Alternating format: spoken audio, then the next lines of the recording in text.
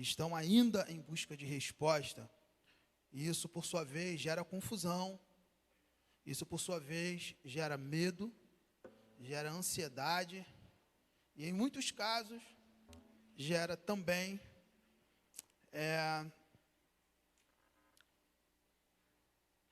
confusão total, né? Gera dor, gera estresse.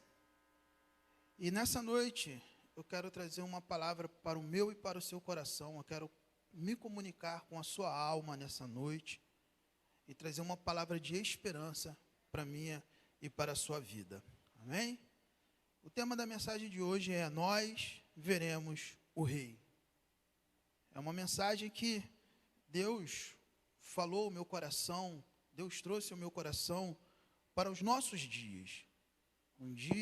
Dias esse, como eu acabei de falar, em que as pessoas estão correndo de um lado para o outro. Você encontra as pessoas na rua, você olha nos olhos dela e o que você percebe é falta de esperança. O que você percebe é confusão total. O que você percebe, muitas das vezes, já é a pessoa pensando em entregar os pontos, em chutar o balde, em até desistir de viver. No sábado pela manhã nós estávamos evangelizando, um evangelismo diferente, né? Doando máscaras para prevenção a essa doença. E eu abordei um rapaz que ele estava sem máscara. E eu falei com ele: você tem máscara? Ele falou: não, não tenho. Eu falei: nem em casa? Não. Eu falei: poxa, então vou te doar uma máscara aqui, queridão. Ele: não, eu não quero não. Eu falei: você não quer? Ele: não, todo mundo tem essa doença, tem que ter essa doença, todo mundo vai ter essa doença, então não adianta me proteger, não adianta fazer mais nada. A hora que a doença vir, o que acontecer, aconteceu. Uma total falta de esperança. Desespero isso. Desespero total. Mas, nessa noite, eu não quero falar sobre coronavírus, sobre doença, sobre nada. Eu quero trazer uma palavra de esperança para você. Nós veremos o Rei. E para isso eu quero te convidar aí na sua casa, a abrir a sua Bíblia comigo, no Evangelho de João, no capítulo 14. Evangelho de João, capítulo 14, versículo 1 ao 3. Que diz assim: não se turbe o vosso coração, credes em Deus, credes também em mim. Na casa de meu Pai há muitas moradas. Se assim não fora, eu vos teria dito, pois vou preparar-vos lugar. E quando eu for e vos preparar lugar, voltarei e vos receberei para mim mesmo, para que onde eu estou, estejais vós também. Amém? Esse versículo é interessante, né? Eu fico pensando, o porquê Jesus disse isso? Todos sabemos que o céu é um plano de existência muito diferente do nosso. Não é um mundo físico, é um mundo espiritual. As regras da física, as leis da física não se aplicam lá. Então, por que Jesus falou que vai preparar lugar no céu?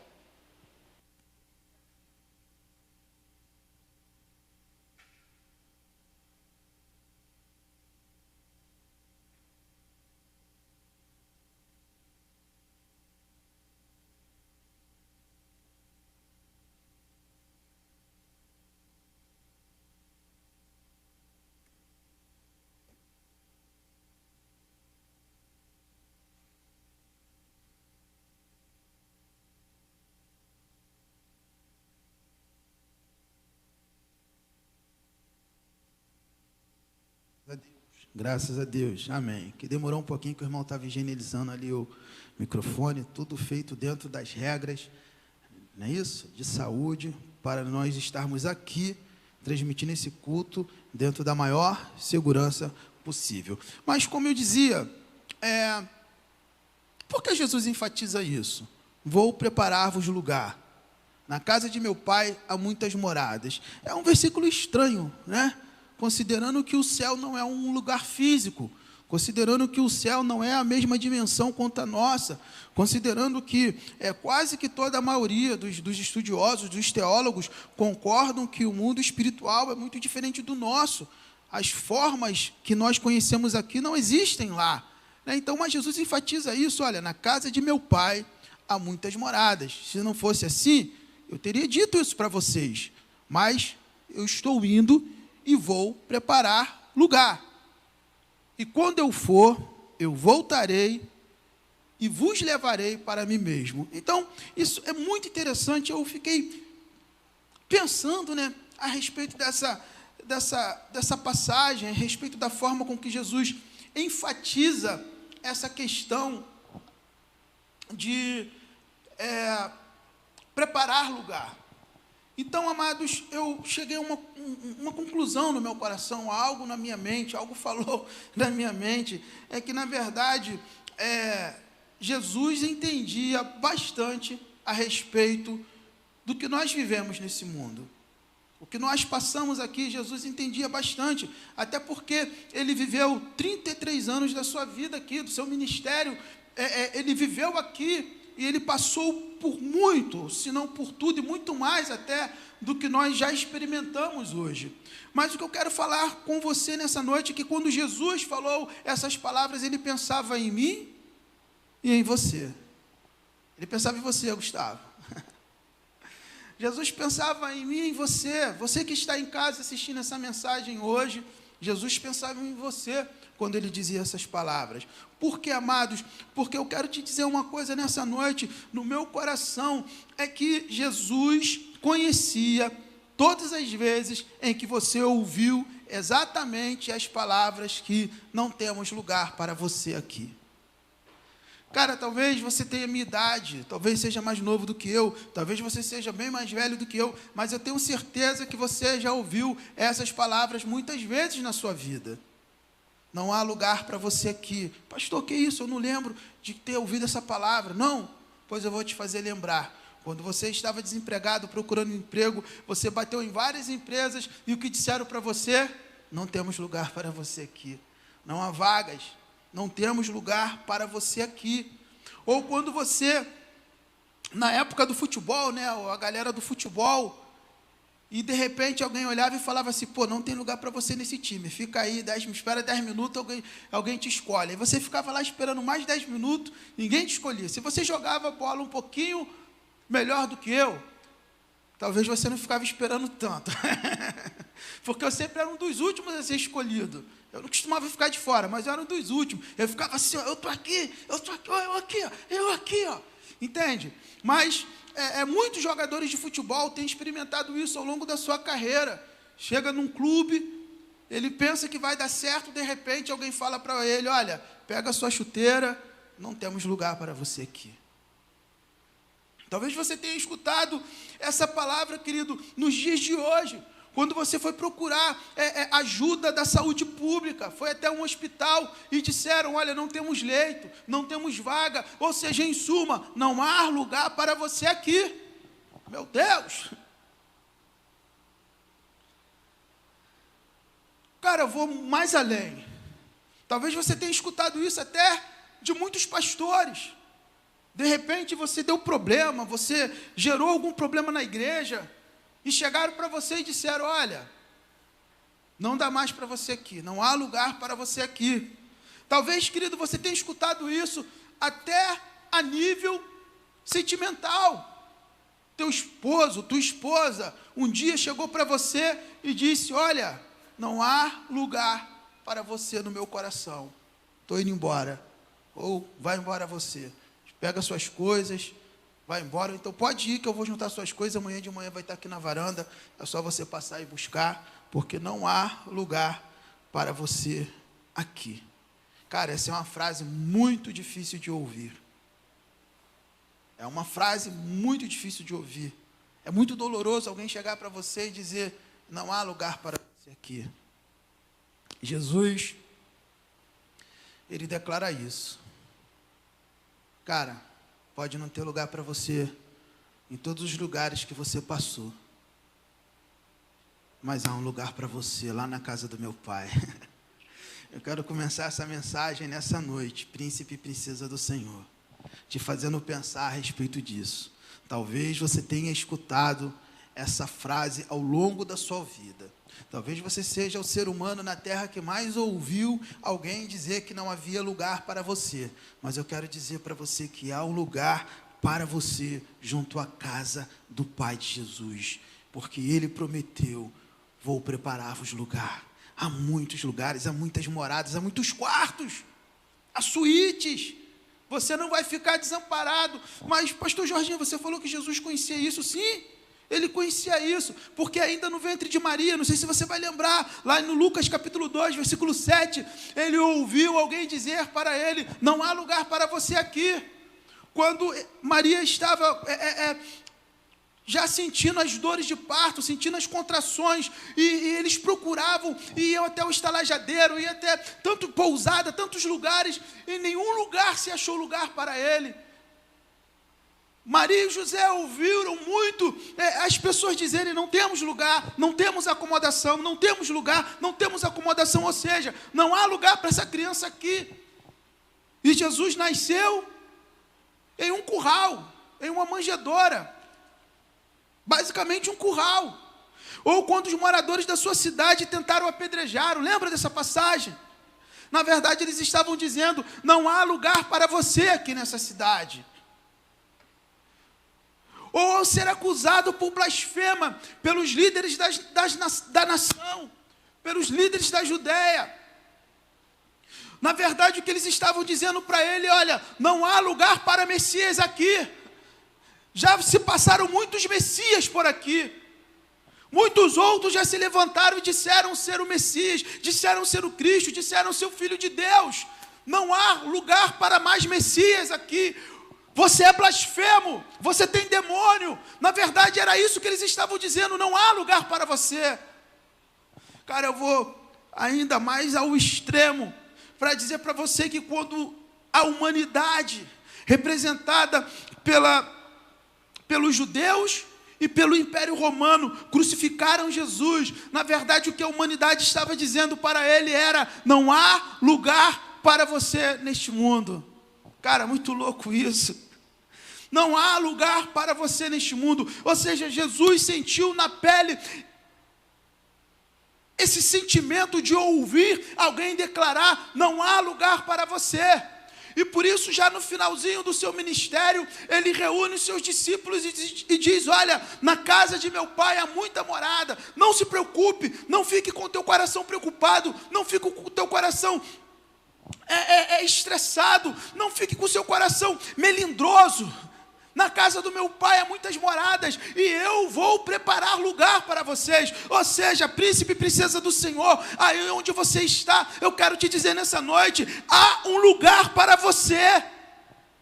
E esse lugar nos céus, esse lugar com Deus, esse lugar é onde jamais o inimigo vai poder roubar a tua alegria, jamais Satanás vai poder roubar a tua felicidade, jamais o inimigo vai poder roubar a tua fé.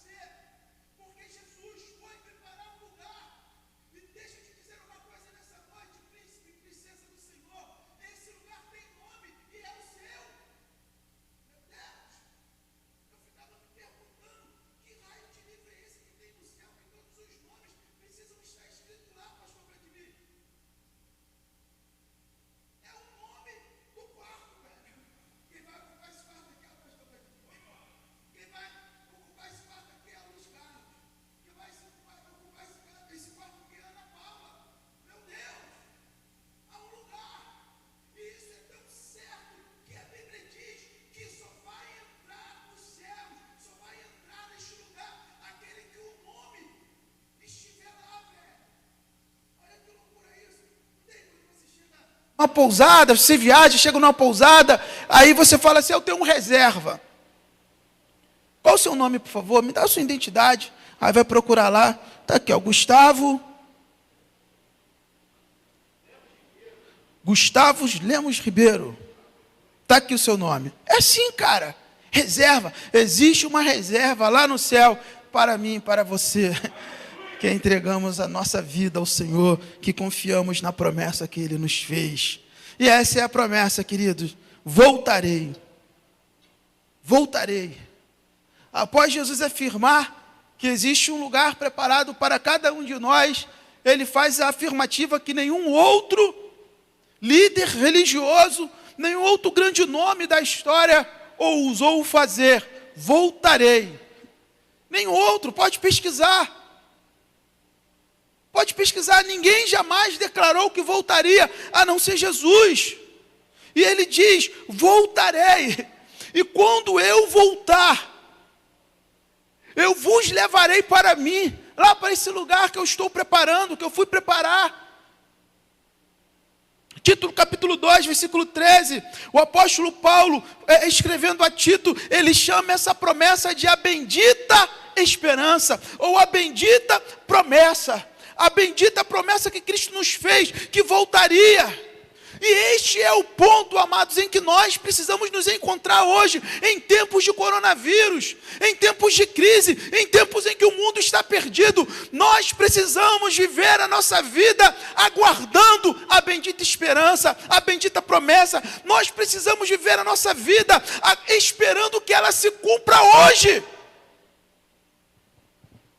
Porque nós não somos como aqueles que não têm esperança. É a Bíblia que fala, porque essa é a promessa que Ele nos fez. E é essa promessa que nos enche de esperança, de que Ele voltaria. Cara, deixa eu te falar uma coisa. Você não vai encontrar na Bíblia um milagre de Abraão, mas você vai encontrar a Bíblia mencionando Abraão a respeito da sua fé. Abraão é o homem que foi conhecido na Bíblia pela sua fé. Moisés é conhecido na Bíblia pela sua liderança. Paulo é conhecido pelas suas cartas dogmáticas, em que ele construiu todo o esqueleto do cristianismo, toda a base da fé cristã que nós temos hoje, foi Paulo que escreveu.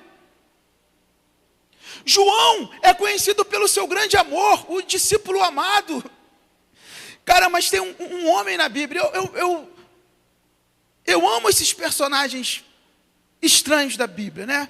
Na semana passada eu falei sobre Enoque, um cara totalmente estranho, que a Bíblia quase não fala sobre ele, mas que encontrou um lugar lá em Hebreus, na Galeria da Fé. E agora eu quero mencionar outro grande personagem, um pequeno personagem, mas que se torna grande, que é Simeão. Ele é lembrado por esperar.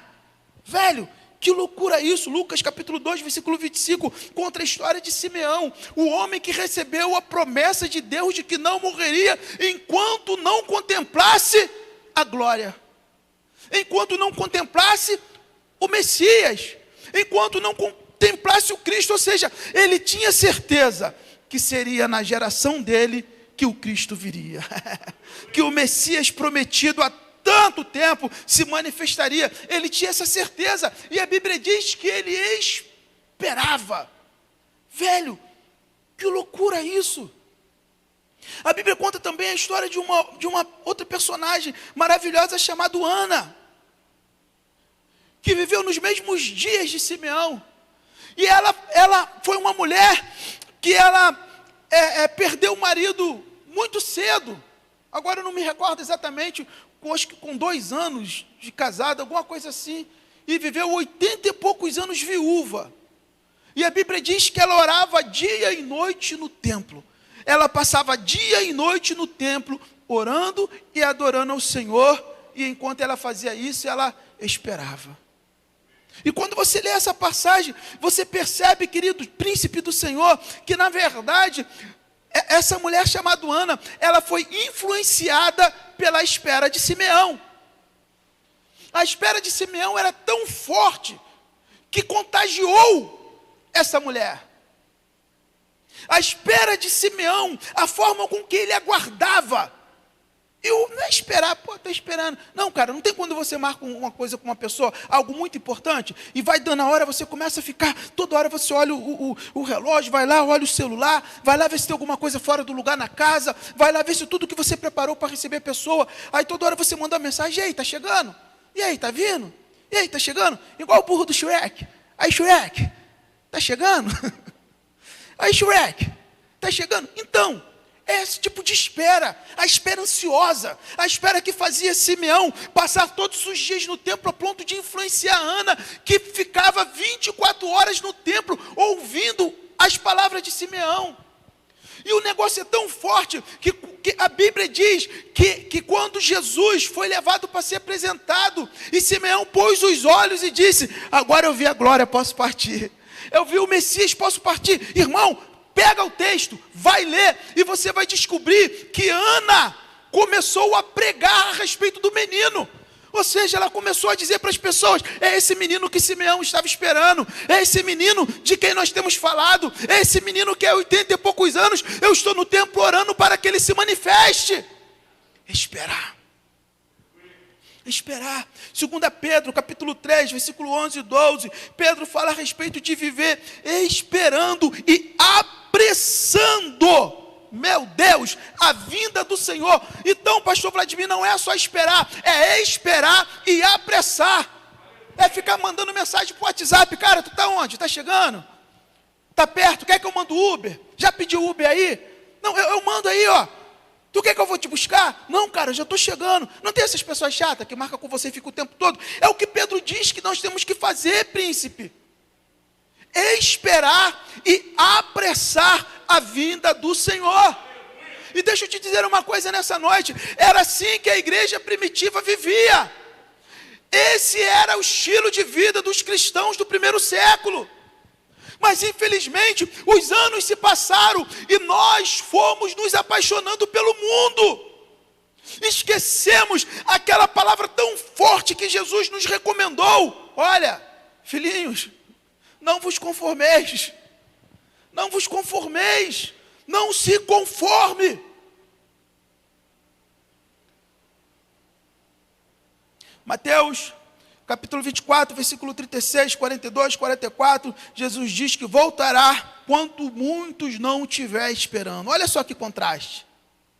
Nós lemos alguns poucos versículos em que a Bíblia nos diz que nós precisamos esperar e apressar a vinda do Senhor. Só que Jesus nos afirma que Ele viria quando muitos tivessem deixado de esperar. E Ele é bem enfático, assim como foi nos dias de Noé, em que as pessoas casavam e se davam em casamento, ou seja, as pessoas estavam festejando. Então, de repente, virá o fim. Então, de repente, eu voltarei. Cara, isso é muito sério. Isso é algo muito sério, príncipe do Senhor. E nessa noite eu quero te dizer, meu amado, eu quero me comunicar ao teu coração: você precisa voltar a esperar a vinda do Senhor, como se Ele já estivesse atrasado. Meu Deus! Você precisa esperar, aguardar a vinda do Senhor, como Pedro nos recomendou, apressando, ou seja, como se ela já tivesse atrasado. Eu lembro que alguns anos atrás, ouvindo uma mensagem, não lembro de quem, tem muitos anos, acho que foi Napoleão Falcão ainda, muitos e muitos anos atrás, e ele falou algo tremendo, enquanto eu estou pregando aqui para você: existem pessoas no mundo que estão orando exatamente assim: volta essa noite, Senhor Jesus. Meu Deus, meu Deus, deixa eu te dizer uma coisa, irmãos, isso não é ser derrotado pelo mundo, não. Isso é amar o Senhor, isso é querer estar com Ele. É esse tipo de oração que a igreja precisava fazer. Volta essa noite, Senhor Jesus, mas se não voltar, usa a minha vida para ganhar a maior quantidade de pessoas que está indo para o inferno que eu puder. Mas volta essa noite, Senhor Jesus. Queridos, falamos a respeito de lugar, falamos a respeito da promessa. Para seguirmos, por que podemos crer nessa promessa? Por que devemos crer nessa promessa? Eis uma boa pergunta. Hebreus capítulo 6, versículo 18, nos diz que Deus não pode mentir. São duas coisas imutáveis. Uma é impossível que Deus minta. Abra sua Bíblia, lê lá, Hebreus capítulo 6, versículo 18. É impossível que Deus minta. Então, se Ele prometeu, é impossível que Ele não cumpra. Se Ele prometeu, é verdade. Você pode crer nessa verdade. Você pode crer nessa promessa. Hebreus capítulo 10, versículo 23, também nos fala que nós precisamos aguardar essa promessa, porque Ele é fiel. Aquele que prometeu é fiel. Aquele que prometeu é fiel. Tito 1:2 também nos fala que aquele que prometeu não pode mentir. Então, pastor Jorginho, por que eu devo crer nessa promessa? Porque aquele que fez a promessa não pode mentir. Amado, então se ele prometeu que voltaria, ele voltará. E quando ele voltar, Ele nos levará para Ele, cara, para que onde Ele estiver, estejamos nós também. E Ele continua falando, e a vossa alegria, filhinhos, ninguém poderá roubar. Cara, você pode crer nessa promessa, porque essa promessa não depende de mim para ser cumprida. Essa promessa não depende do maior líder mundial para ser cumprida, não depende do Trump, não depende, sei lá, do louco lá da Coreia, não depende do presidente do Brasil, não depende de ninguém para que ela se cumpra. Essa promessa por si só, meu amado, ela se sustenta porque ela é viva. Através dos séculos, muitos tentaram apagar essa promessa, muitos tentaram desacreditar essa promessa, muitos tentaram arrancar do coração da igreja essa promessa, mas deixa eu te falar uma coisa, cada dia mais a igreja foi crescendo, cada vez mais o Espírito Santo foi acrescentando à igreja, novos irmãos que iam crendo. Por quê? Porque essa promessa é viva. Ela é viva porque aquele que prometeu vive para sempre. Príncipe do Senhor, deixa eu te contar uma coisa nessa noite, meu amado. Ao longo dos anos, Satanás tentou agir de uma forma tão sinistra.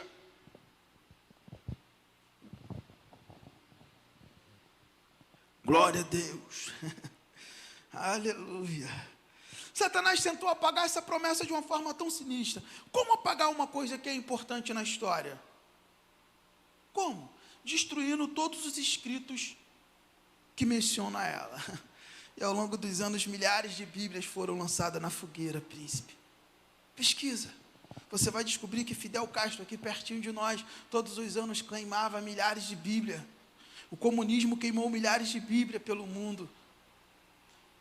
Todos os anos, querido, Bíblias eram lançadas aos montes na fogueira para tentar fazer essa promessa deixar de existir, mas coitado do diabo, a promessa permanece, a promessa prevalece. Cristãos foram lançados aos gladiadores, aos leões, foram queimados na fogueira, foram mortos, crucificados, mas a promessa permanece.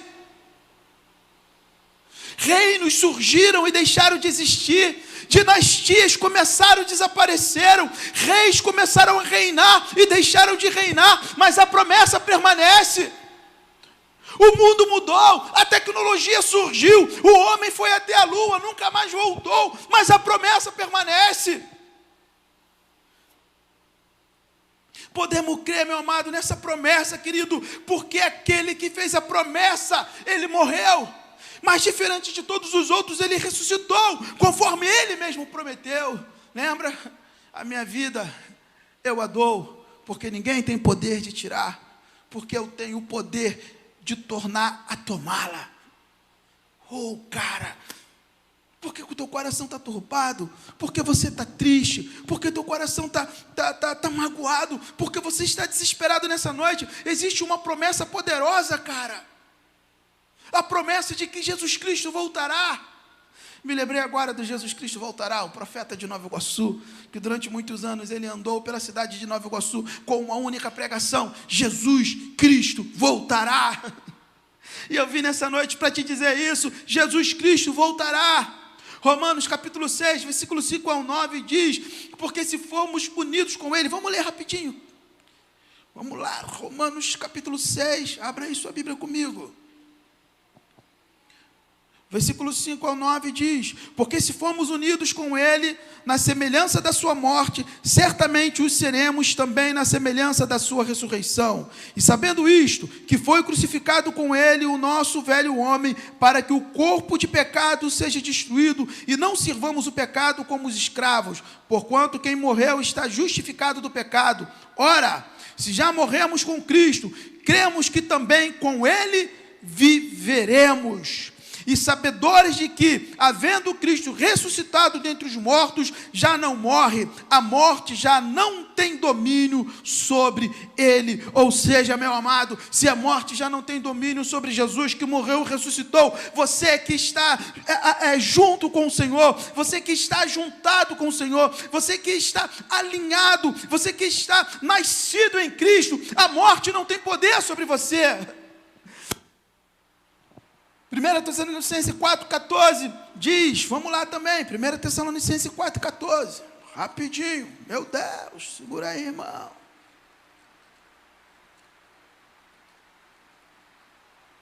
1 Tessalonicenses 4,14 nos diz assim: pois se cremos que Jesus morreu e ressuscitou, assim também Deus, mediante Jesus, trará em sua companhia os que dormem. Meu Deus, ora, ainda vos declaramos por palavra do Senhor, isto nós, os vivos, os que ficarmos até a vinda do Senhor, de modo algum precederemos os que dormem, porquanto o Senhor mesmo, dada a sua palavra de ordem, ouvida a voz do arcanjo e ressoada a trombeta de Deus, descerá dos céus, e os mortos em Cristo ressuscitarão primeiro, depois nós, os vivos, os que ficarmos, seremos arrebatados juntamente com ele, entre nuvens, para o encontro do Senhor nos ares, e assim estaremos para sempre com o Senhor. Consolai-vos, pois, uns aos outros com esta palavra. Quer achar uma forma de consolar o teu irmão? Diz para ela: Jesus morreu, mas ressuscitou, e por ele ter ressuscitado, nós ressuscitaremos com ele, e a qualquer momento, nós que estamos vivos, seremos arrebatados para o Senhor, e nos encontraremos com ele. Esse é um consolo que o mundo não tem, esse é o consolo que o mundo não conhece, porque não pode receber. 1 Coríntios 15, 22 e 23, vamos rapidinho lá, queridos. Meu Deus, segura, irmão. 1 Coríntios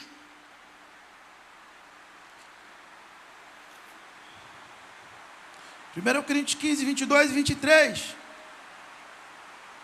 Porque assim como em Adão todos morrem, assim também todos serão vivificados em Cristo, cada um, porém, por sua própria ordem. Cristo as primícias, depois os que são de Cristo na sua vinda.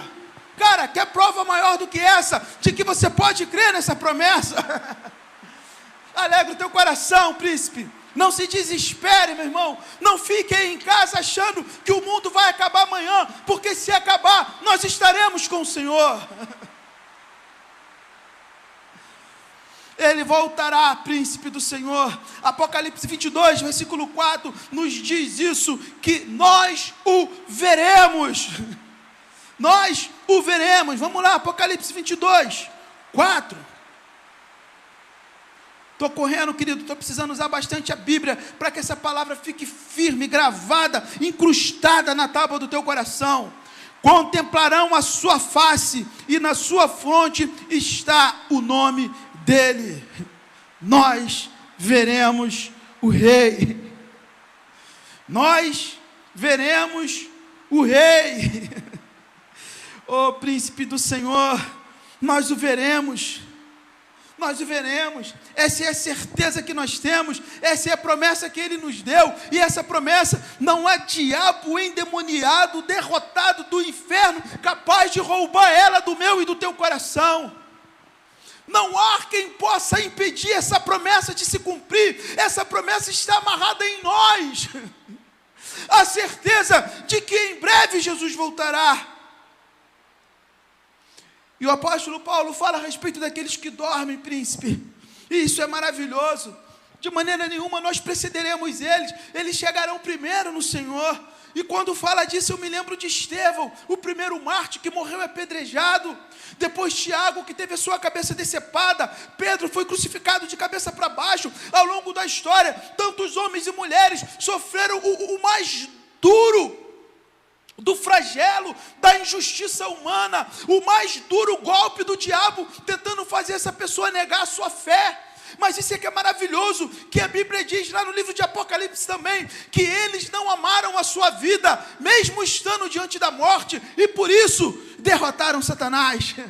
Eles, pois, o venceram, pelo sangue do Cordeiro e pelo testemunho que deram, não amando a sua vida, mesmo diante da morte. Eu quero falar a respeito de algumas dessas pessoas, como Inácio, bispo de Antioquia, que ao ser conduzido pelos soldados romanos, durante o caminho, os soldados eram tão cruéis, eram tão ferozes, Inácio estava sendo levado para ser jogado às feras, e ele escreveu algumas cartas para as igrejas naquela época. Inácio, diz os historiadores, foi discípulo de Pedro e de João, conheceu os dois apóstolos, e ele escreveu algumas cartas para as igrejas, e uma dessas cartas, que ao longo do caminho, ele estava escrevendo, ele declara que de dia e de noite, ele estava em companhia de feras, mas não eram as feras, os leões, eram os soldados romanos que todos os dias, e ele diz, por mais que eu seja gentil com eles me pagam com todo tipo de crueldade. Mas ele escreve algo tremendo em uma dessas cartas, ele diz assim, mas uma coisa eu aprendi ao longo do caminho, é que coisa alguma, visível ou invisível, é capaz de despertar a minha ambição, a não ser a esperança de ganhar a Cristo. E se eu ganhar a Cristo, quer pelo fogo da cruz,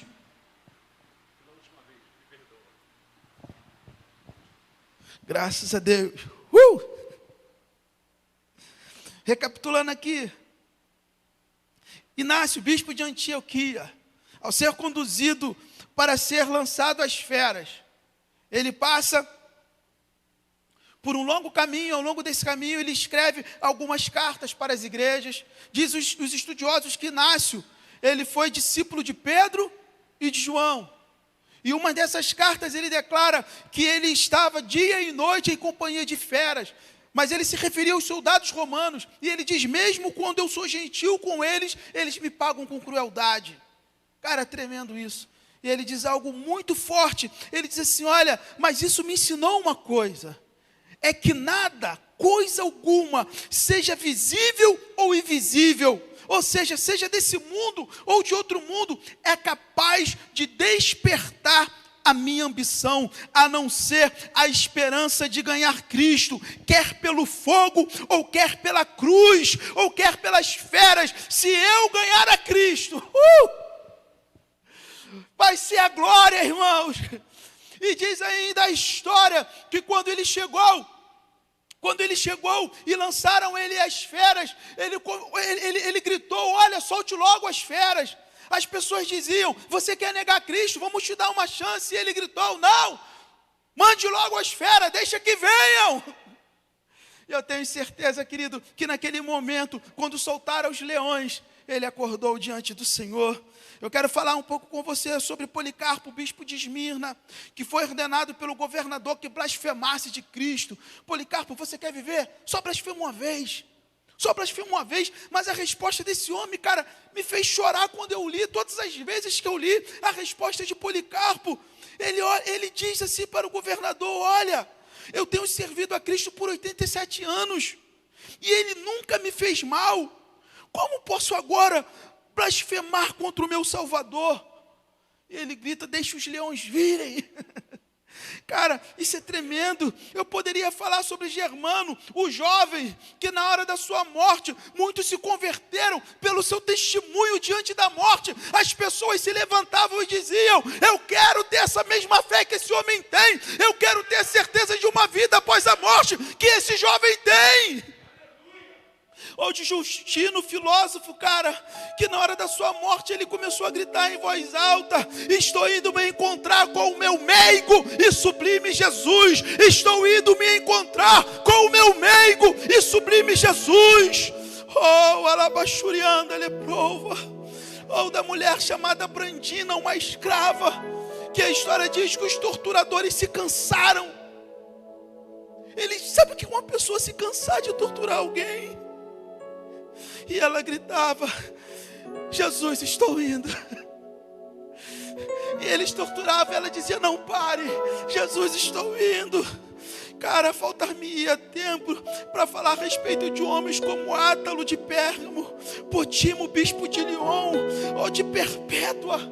Perpétua foi uma jovem de 22 anos, casada, e que ela declarou a fé em Jesus, e Livérão era preso, e todos os dias o pai ia lá na prisão, se ajoelhava diante dele e falava: pelo amor de Deus, filha, negue Jesus. E ela falou: pai, sinto muito, mas eu me casei com ele. Eu estou noiva, eu só estou aguardando, só estou esperando. Oh, de Leônidas, Orígenes, homens que o mundo não era digno de tê-los. Homens que o mundo não era digno de tê-los. Hebreus fala a respeito desse tipo de fé. É o tipo de fé que te leva para o céu. É o tipo de fé que nada nesse mundo chama a sua atenção. É o tipo de fé que te faz caminhar por este mundo enxergando a eternidade. Nada importa a não ser alcançar a Cristo. Deus sabe, César. Deus sabe, César. Deus sabe, Papa. Deus sabe, Lênin. Deus sabe aonde estão as cinzas dos cristãos que vocês queimaram. E a qualquer momento, ao soar a voz do arcanjo, ao ouvir a voz da trombeta, o Espírito Santo, eu creio pela minha fé, percorrerá os quatro cantos deste mundo, meu amado, reunindo essas cinzas, e os mortos em Cristo Jesus, esses ressuscitarão primeiro. E deixa eu te falar uma coisa, permita-me te falar uma coisa, eu creio pela minha fé, que nessa ressurreição não vai haver crente faltando o dedo que foi arrancado pelo comunismo, faltando cabeça que foi cortado pelo Império Romano, ou chamuscado pelo fogo da Inquisição. Não! Porque a Bíblia diz, e eu creio pela minha fé, que nós teremos um corpo ressurreto à semelhança de Cristo Jesus. Essa é a fé que te sustenta. Alabachurianda, leprovas, alabaduricatuína, alabachou, meneplaios. Oh, a Bíblia nos afirma, príncipe, Ele voltará. Ele voltará. E quando Ele voltar, vai nos levar com Ele. Não é conto da carochinha. Sabe por quê? Porque esse livro aqui já foi revisado, já foi aberto, já foi questionado, já foi estudado ao longo dos séculos pelas maiores mentes, e todos chegaram à mesma conclusão: é verdade. Você já ouviu falar de Augusto Cury, o ateu brasileiro, que uma editora encomendou com ele um livro sobre a psique de Jesus. E ele conta que quando ele foi estudar, a maior fonte sobre Jesus são as Escrituras. E quando ele estudou os 4 evangelhos, ele chegou à conclusão: ou Jesus era louco, ou ele era tudo que esse livro fala a respeito dele. E Augusto Cury hoje é cristão. Oh, cara, porque essa promessa não depende de mim, de você, de ninguém. Ela só depende dele, e ele é fiel para cumprir. Ele é poderoso. A Bíblia diz que ele vela pela sua palavra para fazer cumprir, príncipe. A Bíblia nos afirma. A Bíblia nos garante. Ele voltará. Ele voltará. E Paulo diz lá em Filipenses, no capítulo 1, versículo 21 e 23, que será como um piscar de olhos. Quanto tempo dura um piscar de olhos? Eu não sei. Alguns falam que dura 7 milésimos de segundo. Alguns falam que dura 1/100º de não sei das quantas. Eu não sei. Mas eu sei que será em um piscar de olho. De repente eu estou aqui, e de repente eu estou com Ele. Aí eu fico imaginando, pastor Vladimir, eu fico imaginando como será isso. Agora permita-me, não é heresia, é imaginação teológica. Permita-me, me acompanhe no meu raciocínio, na minha imaginação teológica.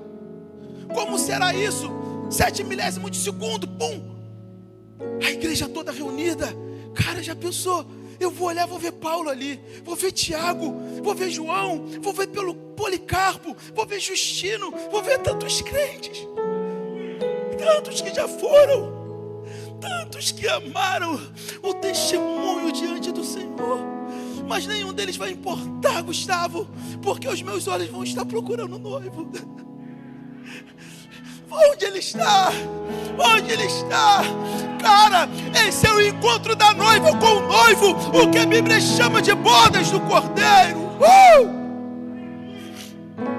A igreja será a noiva, o Espírito Santo o padrinho. E eu fico, cara, eu imagino a eternidade se abrindo. Eu imagino de um lado anjos, serafins e querubins, do outro lado anjos, arcanjos e outras espécies que a Bíblia não menciona, mas eu sei que existe lá.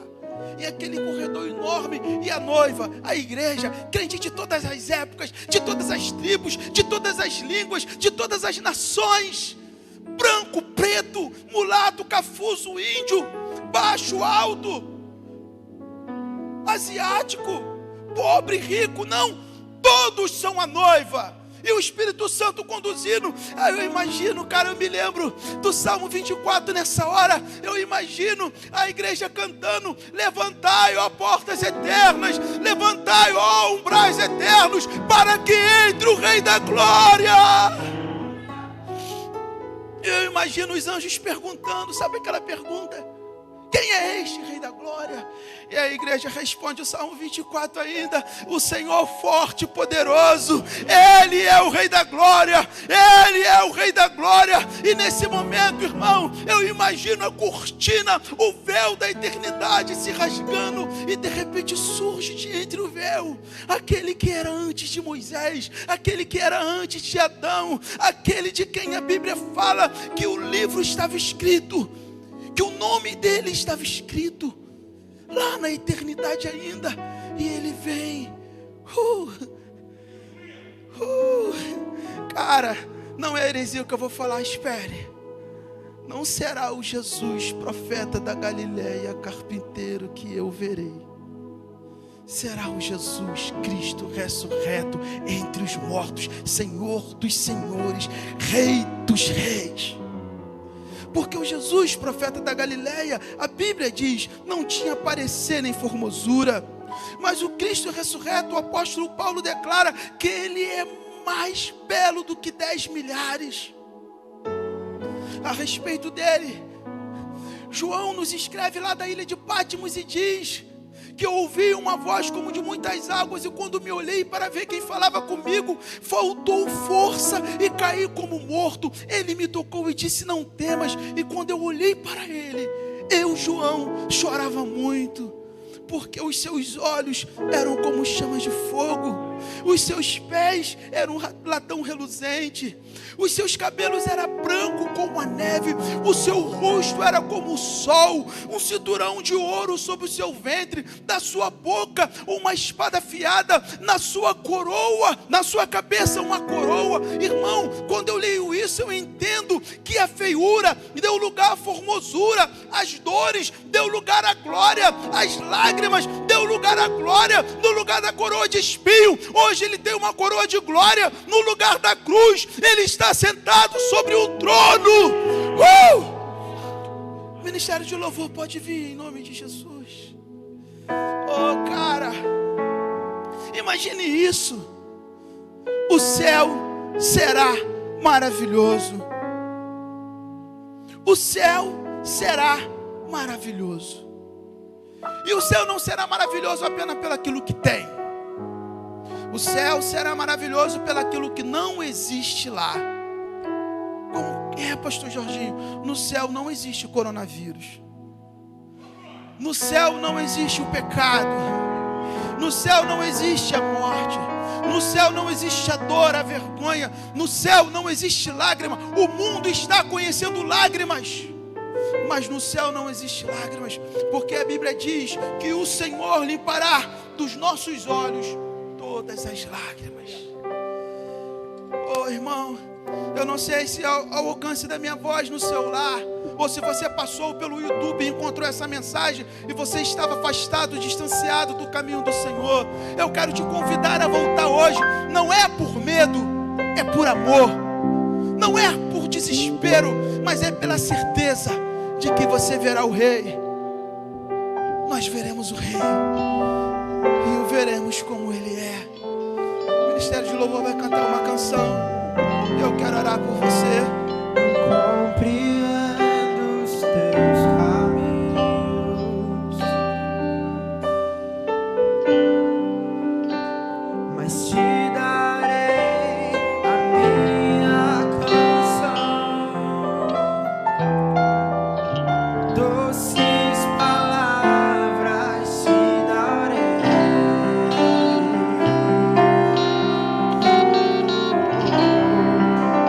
Me sustenta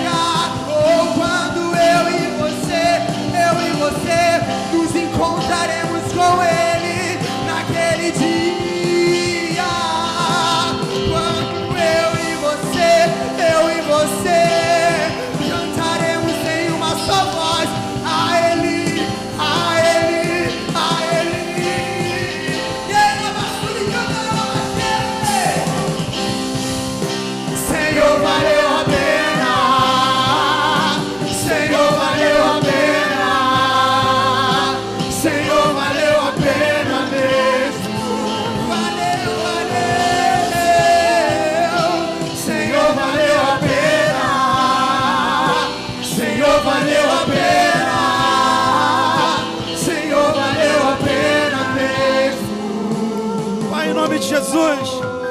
Espírito Santo, eu quero que nessa noite, Deus, que a tua glória, a tua graça, o teu poder, a tua misericórdia, a tua plenitude possa alcançar cada irmão, Senhor, cada lar, ó Deus, cada coração que estava tomado, Senhor, pela falta de fé, pela vontade de desistir, Deus, pelo desânimo, Senhor.